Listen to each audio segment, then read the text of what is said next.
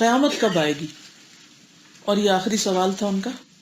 قال ما المسؤول عنها بعالم من السائل، کہا کہ جس سے پوچھا جا رہا ہے وہ سائل سے زیادہ نہیں جانتا. نبی صلی اللہ علیہ وسلم نے اپنے پاس سے کوئی جواب نہیں دی. وما ينطق عن الهوى، یہ اس کی دلیل ہے کہ آپ اپنی خواہش نفس سے باتیں نہیں کرتے یا من گھڑت باتیں نہیں بتاتے، بلکہ وہی بتاتے ہیں جو اللہ سبحانہ وتعالیٰ نے ان کو علم دیا ہے وحی کے ذریعے. اور یہاں پر آپ دیکھیں کہ اس کے بعد جب انہوں نے یہ نہیں کہا کہ صدقتا، قال فاخبرنی عن اماراتها، مجھے اس کی نشانیاں بتا دیجیے کہ قیامت کی نشانیاں کیا ہیں.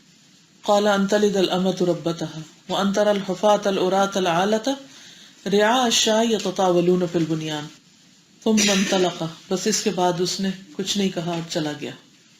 ٹھیک ہے، یہاں ایک بہت اہم بات پتہ چل رہی ہے، اور وہ یہ کہ قیامت کا علم صرف اللہ کے پاس ہے. ہم نے پیچھے تقدیر میں یہ بات پڑھی تھی نا کہ کلی علم صرف اللہ کے پاس ہے، کسی اور کے پاس نہیں. اور یہ اس کی وضاحت بھی ہے، اور نبی صلی اللہ علیہ وسلم نے خود اس کا اقرار کیا کہ میں اس بات سے لا علم ہوں، میں نہیں جانتا. اس لیے اگر کوئی شخص یہ سمجھتا ہو کہ رسول اللہ صلی اللہ علیہ وسلم کے پاس بھی غیب کا علم ہے یا ان کا علم اللہ کے برابر ہے تو یہ شرک ہوگا. اللہ کے علم میں کوئی بھی شریک نہیں. مشرکین مکہ بھی نبی صلی اللہ علیہ وسلم سے سوال کرتے تھے کہ قیامت کب آئے گی. یسألک الناس عن الساعہ، لوگ آپ سے قیامت کے بارے میں پوچھتے ہیں. قل انما علمها عند اللہ، کہہ دیجیے اس کا علم اللہ کے پاس ہے. وما یدریک لعل الساعة تکون قریبا، اور آپ کو کیا معلوم کہ ہو سکتا ہے قیامت قریب ہی ہو. سورۃ الاحزاب آیت نمبر 63. سورۃ الاعراف 187 میں فرمایا یسألونک عن الساعة ایان مرساها قل انما علمها عند ربی لا یجلیها لوقتها الا هو ثقلت فی السماوات والارض لا تأتیکم الا بغتہ. وہ تجھ سے قیامت کے بارے میں پوچھتے ہیں کہ اس کا قیام کب ہوگا. کہہ دیجئے اس کا علم تو میرے رب ہی کے پاس ہے، اسے اس کے وقت پر اس کے سوا کوئی نہیں ظاہر کرے گا. وہ آسمانوں اور زمین میں بھاری واقع ہوئی ہے اور تم پر اچانک آئے گی. یعنی یہ قیامت کی نشانیاں ہیں کہ قیامت اچانک آئے گی، بہت بھاری وقت ہوگا، اس کا علم صرف اللہ کے پاس ہے. اچھا، بعض لوگوں نے یہ کوششیں کی ہیں کہ قیامت کے بارے میں کوئی پیشن گوئی کر سکے. کبھی سنی آپ نے قیامت کی پیشن گوئی ہے؟ جی 2012 کے بارے میں کتنا زیادہ کریز تھا لوگوں کے اندر کہ قیامت آ جائے گی، اور لوگ کس کس طرح اس کو مان کے بہیو کر رہے تھے. اور غیر مسلم تو چلے لا علم ہوئے ہی، بہت سے مسلمان بھی لاشعوری طور پر اس بات سے متاثر ہو گئے تھے کہ دنیا ختم ہی ہونے والی ہے. اور یہ 14ویں صدی کا کانسیپٹ ہے کہ 14 صدیوں بعد دنیا ختم ہو جائے گی. اور اسی طرح بہت سے لوگوں نے یہ کوششیں کی ہیں کہ قیامت کے بارے میں پریڈکشنز دیں. ہمارے ایمان کا حصہ ہے یہ بات کہ اللہ کے سوا کسی کو بھی نہیں پتا، اس لیے کوئی پریڈکٹ کر ہی نہیں سکتا کیونکہ اچانک آئے گی. بعض لوگوں نے اس پر کتابیں بھی لکھی کہ قیامت کے بارے میں پیشن گوئی، اور اس کی ملینز آف کاپیز بکی بھی ہیں. کیونکہ جس چیز کے بارے میں کوئی نہیں جانتا اس کے بارے میں ایک فوبیا ہوتا ہے کہ کسی طرح جان لے. وہی ہے جس کے پاس کچھ کلو ہو. تو ہمارا ایمان کیا ہے؟ کسی کو بھی نہیں پتا، بات ہی ختم. ہاں، اس کی کچھ نشانیاں ہیں. نشانیاں کیا ہیں؟ 3 قسم کی. کچھ نشانیاں گزر چکی، مثلا نبی صلی اللہ علیہ وسلم کی آمد قیامت کی نشانیوں میں سے ایک. کچھ ایسی ہیں کہ جو ابھی نئی پیدا ہو رہی ہیں اور یہ درمیانی علامتیں گنی جاتی، اور کچھ بڑی علامتیں جو بالکل قیامت کے قریب ہوں گی. جو گزر گئی ہیں علامتیں، ان میں سے نبی صلی اللہ علیہ وسلم کا آنا. فرمایا مجھے اور قیامت کو اس طرح بھیجا گیا ہے، اور آپ نے شہادت اور درمیانی انگلی کو آپس میں ملا دیا. یہ صحیح مسلم کی روایت ہے 7597. کچھ شرطیں ابھی نئی پیدا ہو رہی ہیں اور درمیانی علامتیں گنی جاتی. ابو ہریرہ کہتے ہیں کہ ایک اعرابی رسول اللہ صلی اللہ علیہ وسلم کے پاس آیا تو رسول اللہ صلی اللہ علیہ وسلم نے کیا فرمایا؟ جب امانت ضائع ہو جائے تو قیامت کا انتظار کرو. پوچھا اے اللہ کے رسول صلی اللہ علیہ وسلم، اس کا ضائع ہونا کیا ہے؟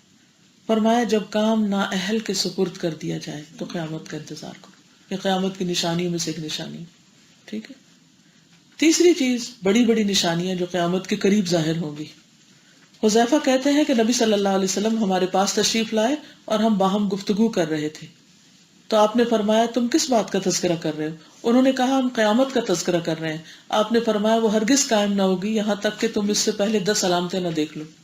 پھر دھوئیں، دجال، دابت الارض، سورج کے مغرب سے طلوع ہونے، عیسیٰ ابن مریم کے نازل ہونے، یاجوج اور ماجوج اور 3 جگہوں سے زمین کے دھسنے، مشرق میں، مغرب میں اور جزیرۃ العرب میں، اور آخر میں یمن سے آگ نکلنے کا ذکر فرمایا جو لوگوں کو جمع ہونے کی طرف لے جائے گی۔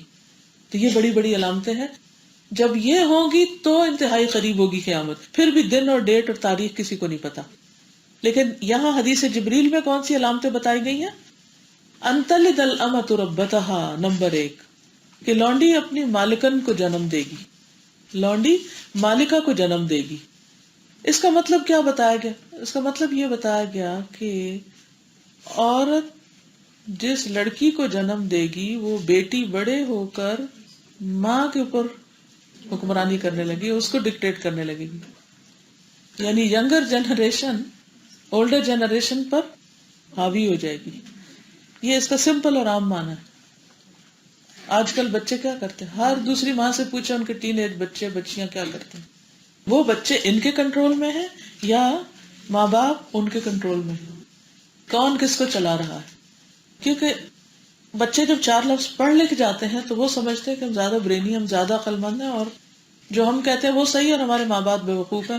ہم نے عام طور پر اس کو جنریشن گیپ کا نام دے دیا کہ کمیونیکیشن گیپ ہے، ایک دوسرے کو سمجھتے نہیں۔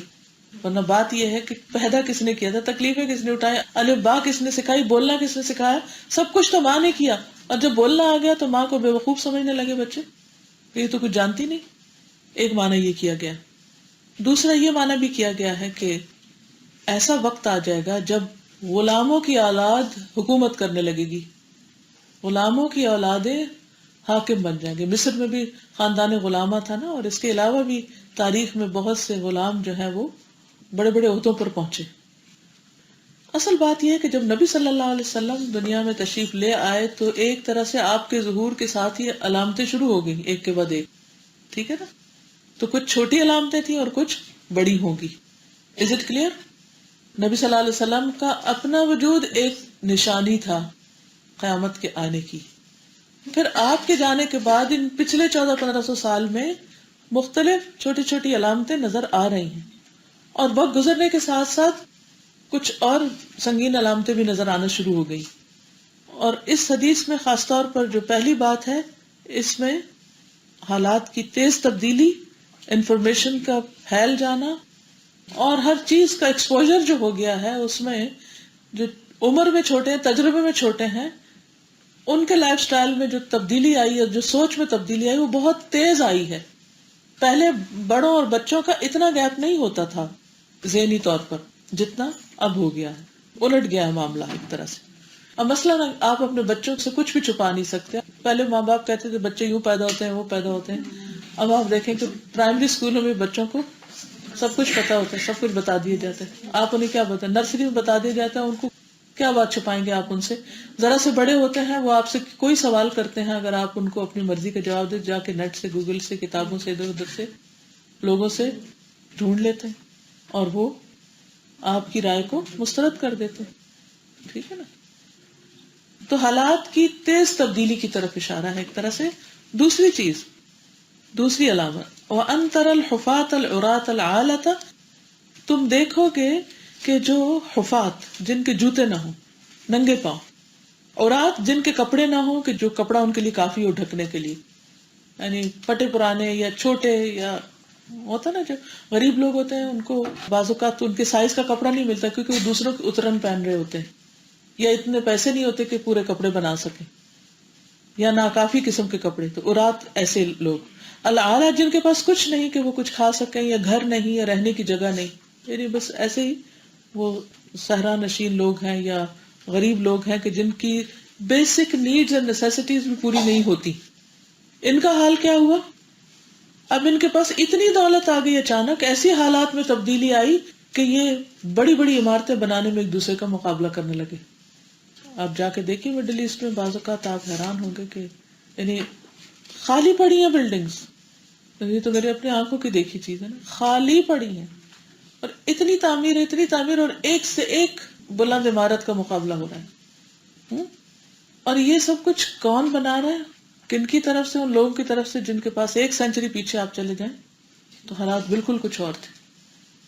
تو یتطاولون فی البنیان، رسول اللہ صلی اللہ علیہ وسلم نے فرمایا اللہ کی قسم میں تمہارے فقر سے نہیں ڈرتا، اس بات سے ڈرتا ہوں کہ دنیا تم پہ کشادہ کر دی جائے گی، جس طرح پہلے لوگوں پہ دنیا کشادہ کی گئی، تو تم ایک دوسرے سے آگے بڑھنے لگو گے، مقابلے کرنے لگو گے، جس طرح وہ ایک دوسرے سے آگے بڑھنے لگے، اور وہ تمہیں غافل کر دے گی جس طرح ان لوگوں کو غافل کر دیا۔ یہ صحیح بخاری کی روایت ہے 6425۔ عمارتوں میں مقابلے، اور پھر گھروں کے اندر سجاوٹوں میں مقابلے۔ نبی صلی اللہ علیہ وسلم نے فرمایا قیامت اس وقت تک قائم نہیں ہوگی جب تک لوگ اپنے گھروں کو اسٹیج کی طرح مزین نہ کر لیں گے۔ جیسے اسٹیج ہوتا ہے نا، سجایا جاتا ہے، اور وہ رہنے کی جگہ نہیں ہوتی ہے وہاں، وہ ایک وقتی ایک ہوتا ہے نا کہ اسٹیج پہ آ کے لوگ ڈیکوریشنز کرتے ہیں، اور پھر اس کے بعد جب وہ فنکشن ختم ہوتا ہے تو سارا کچھ ہٹا دیا جاتا ہے۔ تو ان کے گھر اس طرح نظر آنے لگے۔ اور آپ دیکھیں کہ فی زمانہ گھر کی تعمیر پہ شاید اتنا خرچ نہیں آتا جتنا اس کے ڈیکور پہ آتا ہے۔ تو یہ بھی قیامت کی علامتوں میں سے ایک علامت بتائی گئی۔ تو یہ دو بڑی علامتیں اس حدیث میں ہمیں بتائی گئی ہیں، اور دونوں کس چیز کی طرف اشارہ کر رہی ہیں؟ حالات کی تیز تبدیلی کی طرف۔ اور انفارمیشن ٹیکنالوجی کی وجہ سے جتنی تبدیلی دنیا میں آئی ہے اتنی اس سے پہلے کبھی نہیں ہوئی تھی۔ یعنی کمیونیکیشن کا دور ہے نا، تو اس کمیونیکیشن کی تیز رفتاری کی وجہ سے لوگوں کے مائنڈ سیٹ چینج ہو گئے، لوگوں کی اپروچ بدل گئی، ذہنیتیں بدل گئی۔ اب آپ دیکھیے کہ پہلے اگر کوئی اپنے گھر کو ڈیکوریٹ کرنا چاہتا تھا تو بس جو شہر میں کوئی دکان ہے یا زیادہ کوئی باہر جاتا تھا تو کہیں تھوڑا بہت دیکھ کے آ گیا۔ اب کیا ہے، گھر گھر میں پورے مالز کے پوری بکس ہیں، انفارمیشن ہے، اور وہ بکس نہ بھی ہو تو انٹرنیٹ پہ آپ جا کے بس ڈال دیں کہ کیا چیز چاہیے آپ کو، اور پھر یہ کہ دنیا کے وہ کسی بھی حصے میں ہے تو وہ آپ کو ملنے میں کچھ مشکلیں، آپ امیزون پہ آرڈر کریں اور آپ کے گھر پہنچ جائے گی۔ چند سال پہلے تک بھی یہ سہولت نہیں تھی۔ اب بعض اوقات لوگوں کے گھر جاتے لگتا ہے میوزیم ہے، ایک چیز کسی ملک کی رکھی ہوئی، دوسری کسی اور کی، تیسری کسی، یعنی گھر رہنے کی جگہ نہیں، بس صرف ایک دکھاوے کی چیز بن کے رہ گئی، اور خصوصاً جس ایریا میں لوگ آتے ہیں۔ اور ان دونوں چیزوں سے یہ بھی پتہ چلتا ہے کہ کس طرح امت جو ہے وہ مقصد سے غافل ہو جائے گی نا، پرائرٹیز کچھ اور ہو جائیں گی۔